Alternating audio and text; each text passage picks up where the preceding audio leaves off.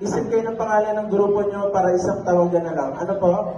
Anong grupo nyo? Bibingka rin sila. Kayo po, Angry Bird. Okay na po. Apat na letra lang ang bubuin.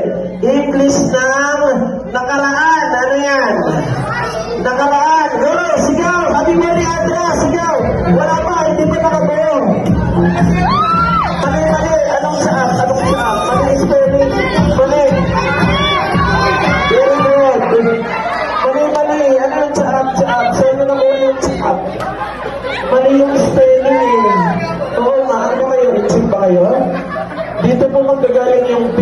Tapos, 3-letter word. Tatlo lang ang bubuhin nyo. Madalas natin sinasabi pag aalis tayo. Ano yan? Go! Bilis! Bilis! Happy birthday, Andra! Taas! Sigaw! Anong pie? Bakit pa yan? Very good. Oo. Sige, sigaw! Tapos na po. Tapos na, Maria Jose. 4-letter word. 4 na letra lang. Pag elementary lang ito. Ibig sabihin ng nawawala.